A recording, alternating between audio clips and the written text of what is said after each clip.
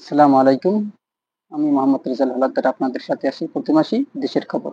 Pay scale বাস্তবায়ন হলে বেসরকারি চাকরিজীবীরা চাপে পড়বে না, মত ৫৯%।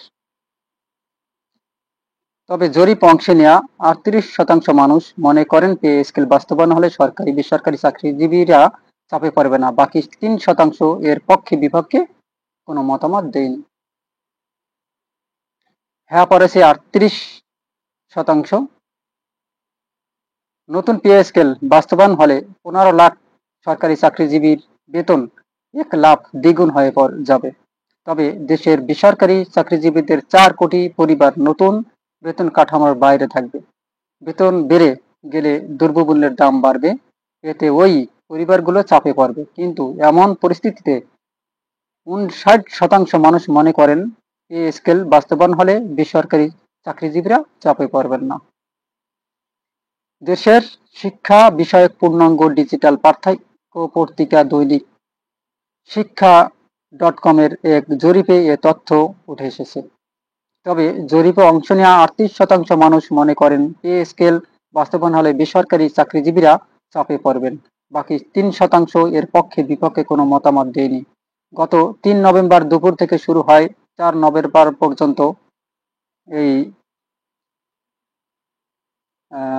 পে স্কেলের সরকারি বেসরকারি যে মতামত সেগুলো। সুপ্রিয় দর্শক, আপনারা জানেন যে সারা বাংলাদেশে এখন বর্তমানে পে স্কেল নিয়ে একটা দারুণ আলোচনা সমালোচনা চলতেছে এবং এটা বিভিন্ন জায়গায় ছড়িয়ে গেছে। এটা এখন বর্তমানে ভাইরাল ও ট্রেন্ডিং ইস্যু খবরের নিউজে, এবং বিভিন্ন কন্টেন্ট ক্রিয়েটর এ নিয়ে নিউজ বানিয়েছেন এবং অনেক কন্টেন্ট বানিয়েছেন। সুপ্রিয় দর্শক, তবে যদি সরকারি চাকরিজীবীদের বেতন ১ লাখে দ্বিগুণ হয়ে যায়, দেশের বেসরকারি চাকরিজীবীর ৪ কোটি পরিবার নতুন বেতন কাঠামোর বাইরে থাকবে।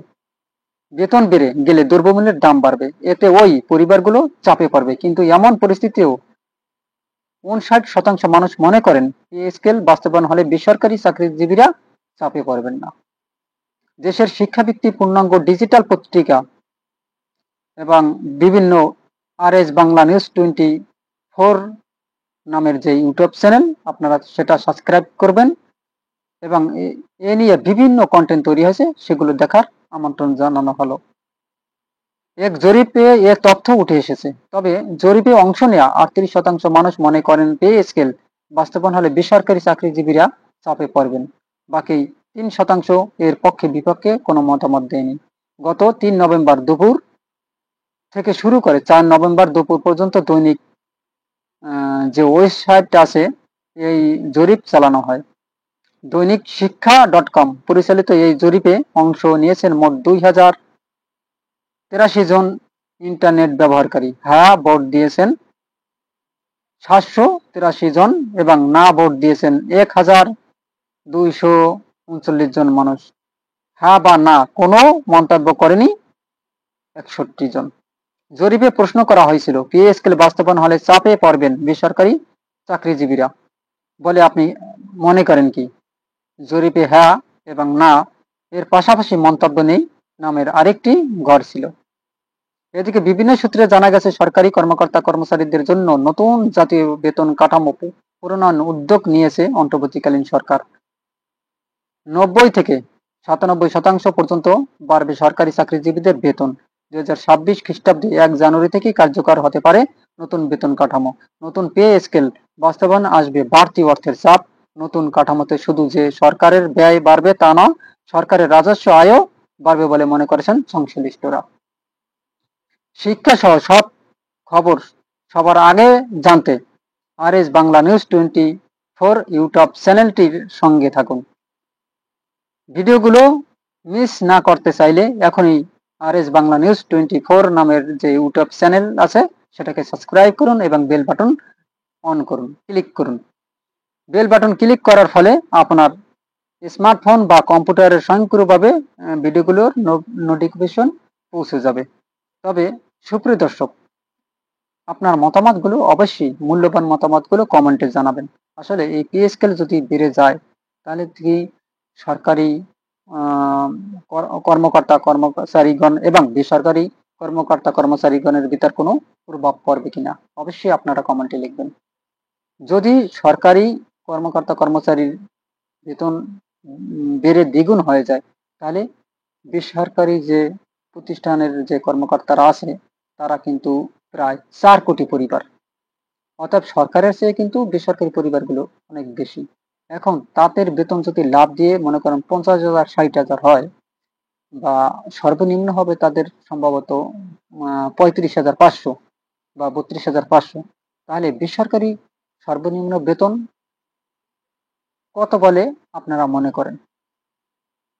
সর্বনিম্ন বেতন কত হলে একজন 4 জন বা 6 জন পরিবারের সর্বনিম্ন বাপ মা এবং 2টি সন্তান আর স্বামী স্ত্রী টোটাল 6 জন আমরা ধরলাম, এটা একটা সর্বনিম্ন 6 জন পরিবারের একটা যে চাহিদা, দৈনিক যে চাহিদা বা মাসে তাদের কত টাকা বেতন হলে মানে তাদের পোষাবে সর্বনিম্ন অবশ্যই কমেন্টের মাধ্যমে লিখবেন। এবং আমি মনে করি বেসরকারি প্রতিষ্ঠানের সর্বনিম্ন বেতন 6 জনের একদম সর্বনিম্ন একদম 30,000 টাকা যদি ধরা হয় তাহলে সম্ভবত মোটামুটি 4টা ডাল ভাত খেয়ে তারা বাঁচতে পারবে। সুপ্রিয় দর্শক, আমি মনে করি এই সরকারি বেতন বাড়ার সাথে সাথে সরকারের প্রধান উপদেষ্টার উচিত যে বেসরকারি প্রতিষ্ঠানগুলো আছে তাদেরও একটা চাপ প্রয়োগ করে বেতন বাড়ানো। কেননা দেখেন, বাংলাদেশ কিন্তু একটা হতদরিদ্র দেশ।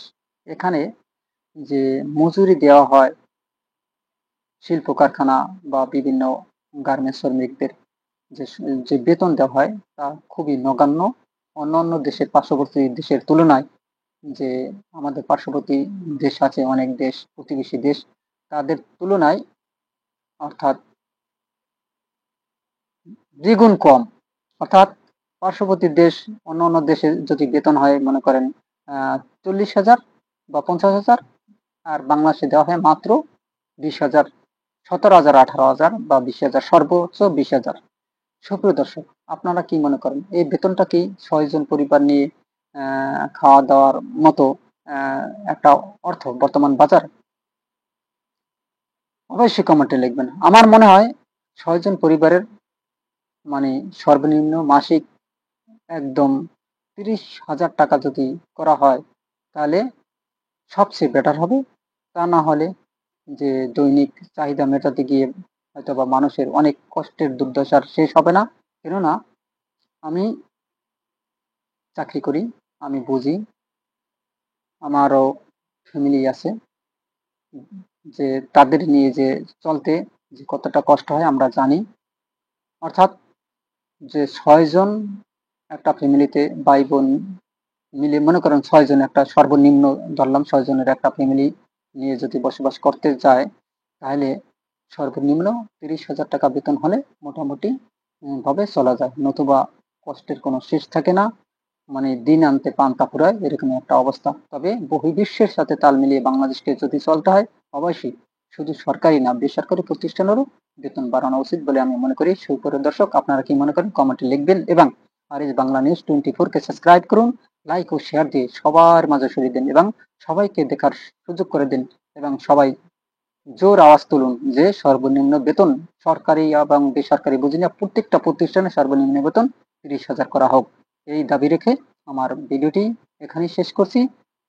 তবে শেষ করার আগে একটা আবদার আপনাদের কাছে রেখে যাই। সুপ্রিয় দর্শক, আমার নতুন ইউটিউব চ্যানেলটিকে সাবস্ক্রাইব করুন, লাইক ও শেয়ার করুন, সবার মাঝে ছড়িয়ে দিন, সবাইকে দেখার সুযোগ করে দিন। আজ এ পর্যন্তই।